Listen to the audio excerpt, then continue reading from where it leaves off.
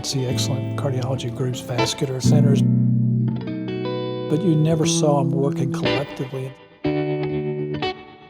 So it was my concept, if we could bring all those together, that it would be a very powerful structure that would only be for the benefit of the patient.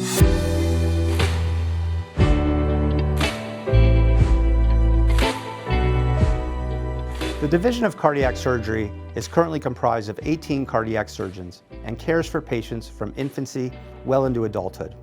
7 of us are centered here at Keck Hospital, where we deliver tertiary and quaternary care to some of the most challenging cardiac problems. My goal as chief was to build a team of highly skilled cardiac surgeons capable of delivering excellence, not just for today, but to recruit surgeons who are innovators and leaders looking ahead to the future to improve patient care. We have an entire division of vascular surgery, an entire division of cardiology, and we're true partners and colleagues. And what that does is let us really be patient-centric. We all meet routinely in multiple different conferences, multidisciplinary rounds, valve clinics, and it's always with the idea of what is best for any specific patient. Our patients deserve to know that Keck Hospital delivers world-class care to Southern California and beyond. The Comprehensive Aortic Center at USC is unique because at the center's origin to today, there's never been a fight for the patient. You're not allowed to say, oh, that's my patient. No, that's our patient, and the patient has arrived at this hospital and will get the best care, whoever can provide it. And I think once you got that collective, I mean, in the Cardiovascular Institute right now, we must have 80 to 100 physicians. And when those many people are working together, it's cross-fertilization. People come up with different ideas about how to address a particular problem. So innovation and discovery is about what we think about every day here.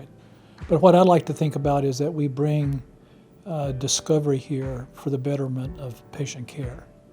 That we all have our niches, so to speak, that we focus on improving patient care in those particular small areas. And more importantly, trying to further the science in those areas. There's not anything that I can think of that we can't treat. CVI team means that it's our entire encompassing advanced heart failure team.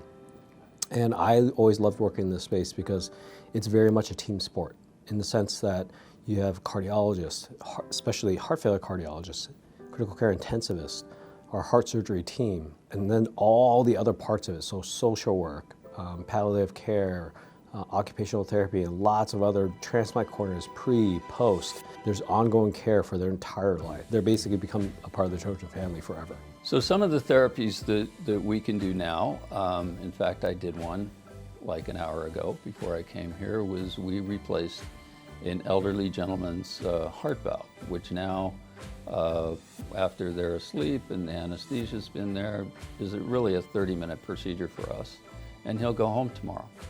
So that's with a brand new heart valve that in years past would be a 1-week stay in the hospital, 2 months recovery. This gentleman will go home better than he came 24 hours later. Some of our other therapies are, for example, we can replace the mitral valve. We now can replace the tricuspid valve as well. And in our congenital heart patients who have a lot of trouble with the pulmonic valve, we've now become very good at replacing the pulmonic valve.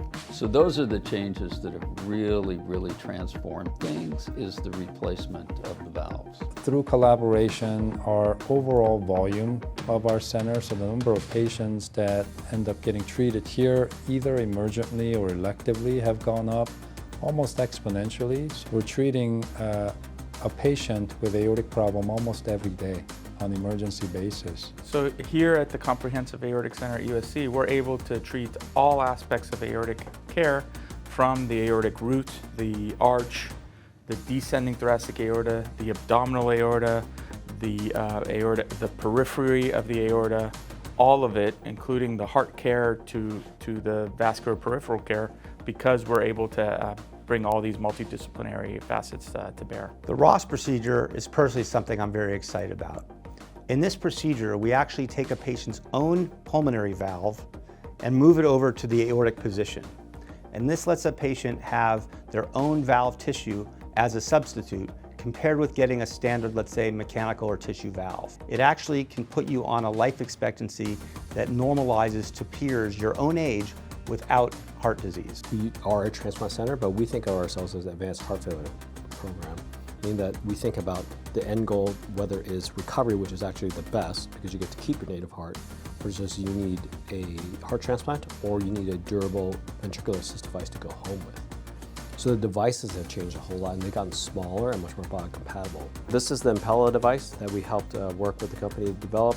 And you can see here it's very small, very deliverable through small vessels, very biocompatible. We've had them run in patients for up to 3 months or so if needed. And you can see here this is the inlet where the blood's sucked in. And there's a small Impella device that actually spins and puts the blood out through here, out into the aorta. So it sucks the blood out of the left ventricle here and puts it into the aorta here. The aortic valve will usually sit right around the device here, and that keeps it competent so the blood doesn't go backward in the heart. But this device itself can flow up to 5.5 liters per minute. This is an example of a one-to-one scale 3D print of one of our patients who ended up getting treated. You can see that there's an aneurysm here, and this is a problem that we addressed for this particular patient. Now we have the ability to replicate their aorta and hold it in your hand. And then this could be very powerful in recognizing some of the intraoperative pitfalls so that the surgical team can be ready to do this very highly complex surgery. A place like USC is a place that is dedicated to innovation and determined to lead. And that makes coming to work really fun and really exciting. And so it's like lifelong learning personified. Like everything you do, you know that you're going to be involved in the next best thing. So it's the excitement of the unknown. It's the excitement of leading and being a leader that is the most interesting to me. Well, CVI to me is very exciting. It's sort of my legacy. You know, I started it, 10 years ago with a concept, a thought. I think what we look to do every day is look for things that we don't do and try to recruit to those, gaps, if you would. And the people are here trying to recruit in behind them such that we have increasing bench strength, if you would, to make things better if at all possible. And for me, at this point in time, I look at the next generation who's going to take over, who's going to lead, like Dr. Baker, Dr. Fleshman, Dr. Hahn, and I feel like it's in a good place.